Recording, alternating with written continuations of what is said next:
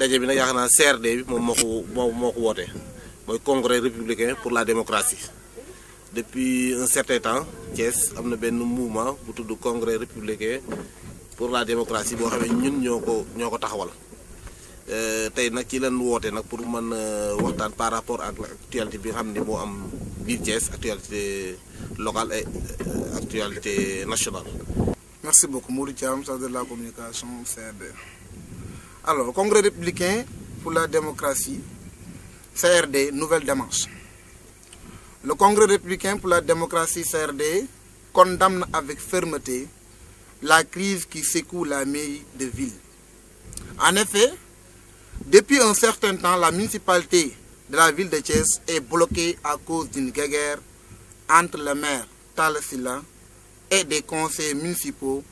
dits réunis entre guillemets. Dénomination qui mérite une plainte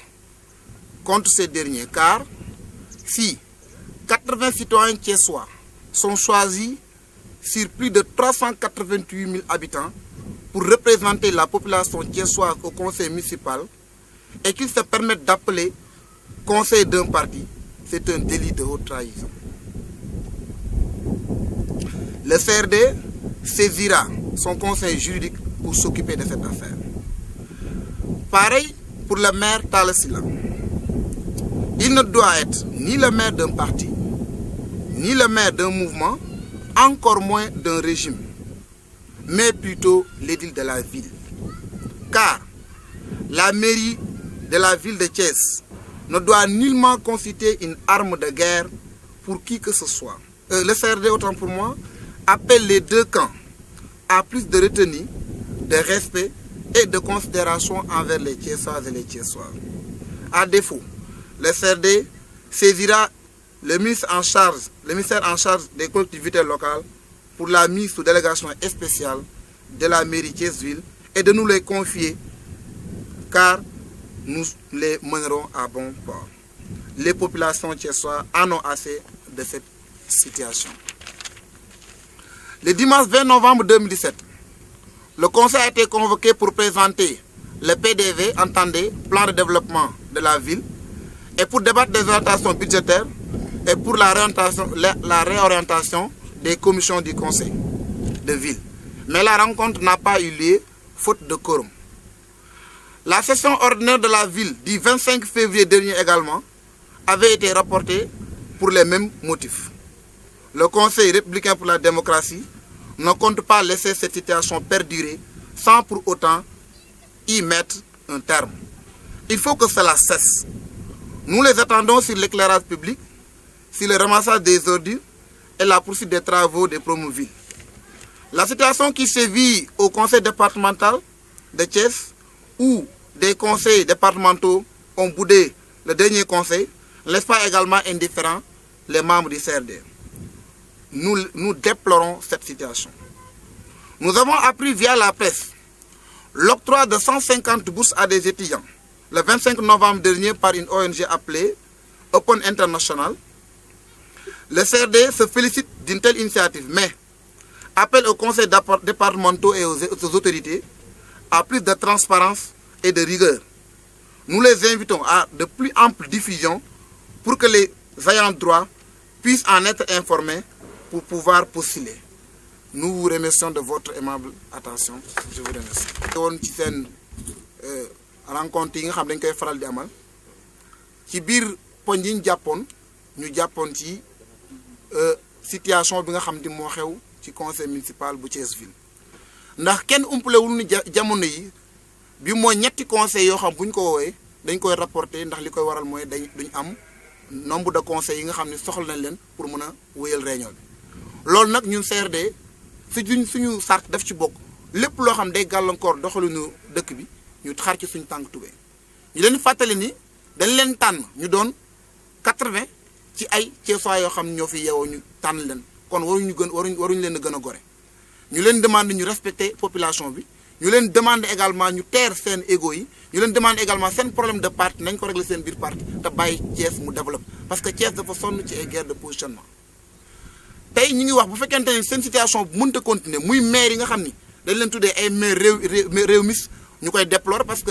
ay conseils réunis loolu ñu ngi ko déplorer parce que waruñu nekk conseil benn parti c'est des conseils municipaux de la ville de Thiès. comme maire bi également ñu ngi déplorer ni mu xam te ne da ko bëgg a nekkee maire parti wala maire mouvement wala maire régime maire Thiès ville la loolu lañu ko fale woon. kon li ñuy xaar ci ñoom looy lan lañuy fexe ba lëndëm bi wàññeeku nan lañ def ba mbalit ñu mën ko ramasser nan lañ def ba travaux yi nga xam ne entamé nañ ko muy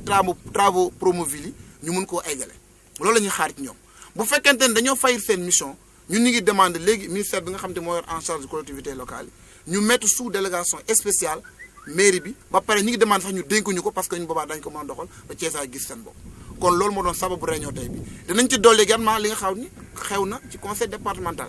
ndax jamono yi altine bi passé wootoon nañ fa ndaje moo xam ne tamit ay conseil dañoo gedd dem loolu ñu ngi koy ñaaw parce que bu ñu la tànnee ci ay mbooloo da nga leen war a représenter dignement quelles que soient les circonstances loolu ñu ngi koy ñaawlu. am na également ay bourses yoo xam ne ONG boo xam moo ko fi maye mooy Open International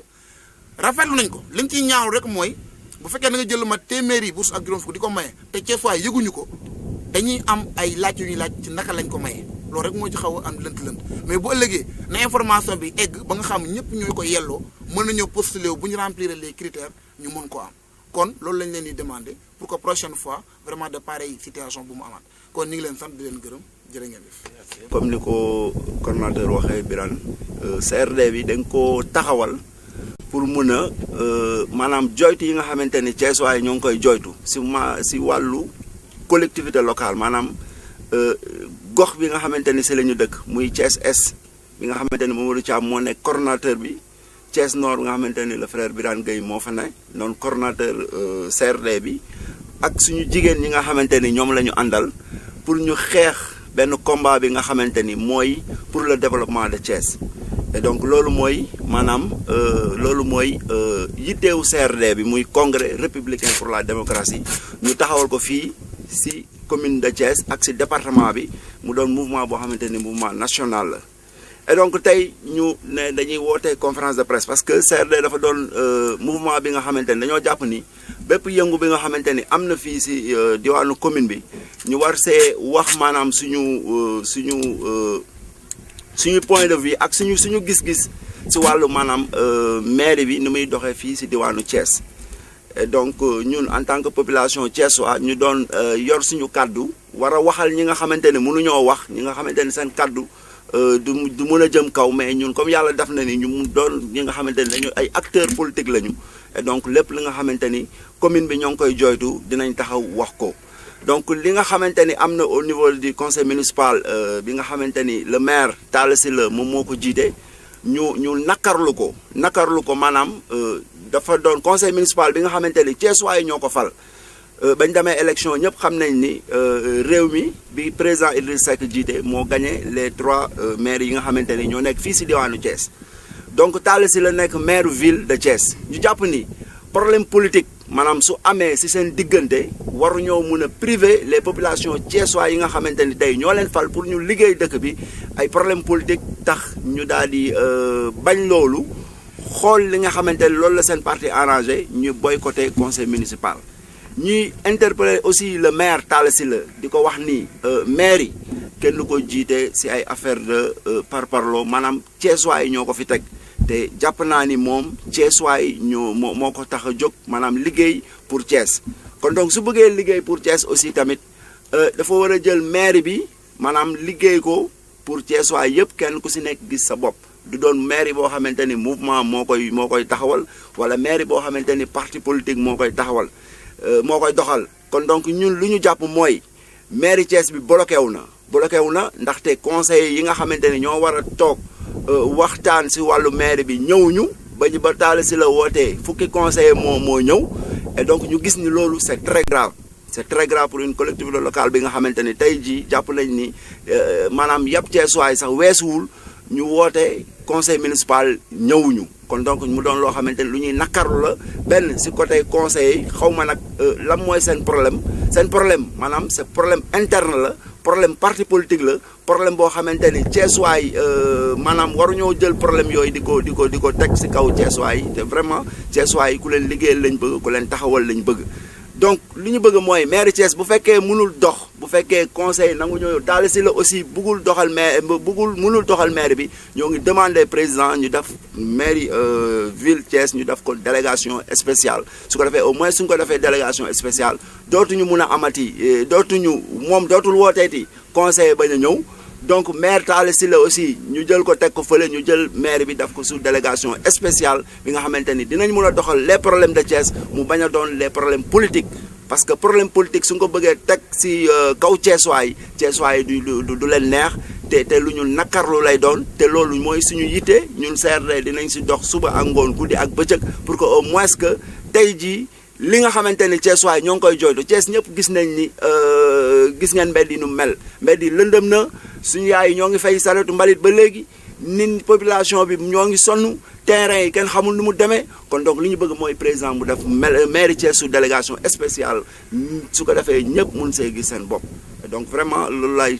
tijjee di ko wax di santaat di gërëm ñi nga xamante ni ñoo def déplacement yi di sant di gërëm la soxna Anta bi nga xam ne mooy coordonnatrice maanaam mooy suñu jigéen bi nga xamante ni wax dëgg yàlla nekk coordonnateur bi si wàllu jigéen ñi yor jigéen ñi di sant jigéen ñëpp ñi nga xamante ne ñoo nekk suñu ginnaaw aussi di ñu jàppale ku lim juum di leen sant di leen gërëm di wax ni tamit les jeunes yi nga xamante ne ñoo nekk suñu ginnaaw ñoom ñëpp ñoo ngi leen di sant di leen gërëm di leen wax nii le combat continue te mbir mi di yem fii kese am nañ yeneen perspective yi nga xamante ne ñoo nekk suñu kanam di leen sant di leen gërëm. man la soxna Anta Mbodj coordonnatrice en tant que coordonnatrice des femmes si suñu mouvement bi ñi nga xam ne ñi ngi ko taxawal depuis peu de temps tey jii nag xëy na taxawuñu fi pour wax la nga xamante ni ci mouvement bi la jëm ou bien quelque chose comme ça dañu ñëw nekk ci Thiès am mouvement ba nga xamante ni dañ ci wax développement te ku wax développement xool li nga xamante ni mi ngi sa dëkk am na lu baax wala am na lu bon mairie bu Thiès bi nga xamante ni moo tax moo fi nekk teg fi tànk ñu war ci wax boobu ba léegi kenn ku nekk mi ngi toog di leen seetaan te pourtant nit yi dañ leen fal nit ñi dañu campagne comme ñoom ñii voteel ñii voteelu ñu ñi jël leen wóolu leen jox leen bis bu nekk nit ñi di ko wax di ko mettitlu te taxul ñu def fa dara benn affaire rek lay souligner ci seen ñàkk liggéey ci ñàkk yëg gi ñu yëg nit ñi tey jii maire bi fan yi passé am na yenn ONG ya nga xam dem nañ fa di may ay étudiants bourse même bu fekkee xëy na mënuñu matale yépp na publication bi jàll information bi na jàll jeunesse su Thiès bi bare na ñi nga xam ne ñi ngi wut bourse di génn Thiès di dem ba Dakar fu ne ñu dugg fa fu ne seen parents yi dugg fa te information bi jàllul fi mu war a jàll ñooñu ñëpp dañ ci war a jot beneen bi Talla Sylla Idrissa Seck suñu amee seen problème nañ ko régler ailleurs ba ñuy àndandoo ñun fekkewuñ ko waxuñu leen woon ànd leen ba ñuy ñëw di ñu ci jëlloo di ñu ko dunduloo ñun Thiès la ñu dëkk dañu bëgg lu ñu avancer mais pas la nga xamante ne ay coow la wala ay wax la ya nga xamante ni amul benn sens ba pare liggéeyuñu maire bi liggéeyul marché yi salte nañu mbedd mi foo tourné yaa ngi gis ordures yi lëndëm ji nag wax man je cite personnellement Grand Standing bi ma dëkk quartier yi courant bi daf fay coupé poto lampe yi du moins dañuy fay kon maire bi fayul budget boobu muy jot anamu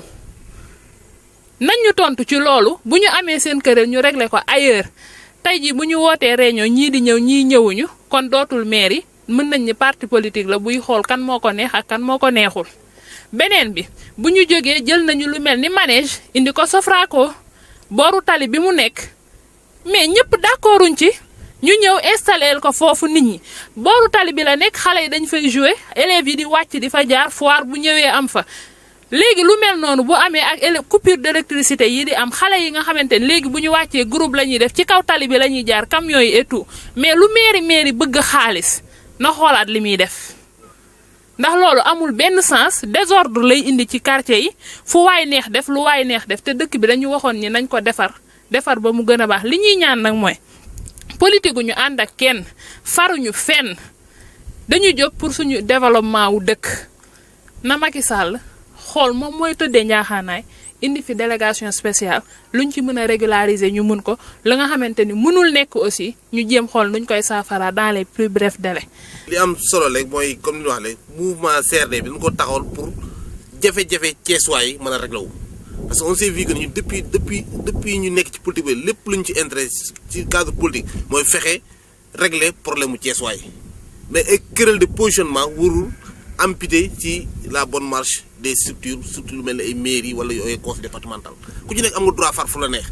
mais lu nga xamante ne pour la bonne marche des structures vraiment loolu képp ku lépp képp koo xam ne dana la fa teg da war a doxal pour que nit ñi mën see sentir seen bopp. kon donc vraiment li ngi rafetlu intervention yi nga xam ne am na fi di remercier aussi suñu jigéen ñi tey jii yaakaar naa waaw suñu waa koñ ñoo kii ñoom ana Adja vraiment yéen ak Khady mu nga xam ne yéen a recevoir seen i kan vraiment ñu ngi leen di féliciter yéen ñëpp ci accueil bi nga xam ne defal ngeen ko ñi di joxe daje yaakaar naa beneen yoon quoi vraiment merci beaucoup.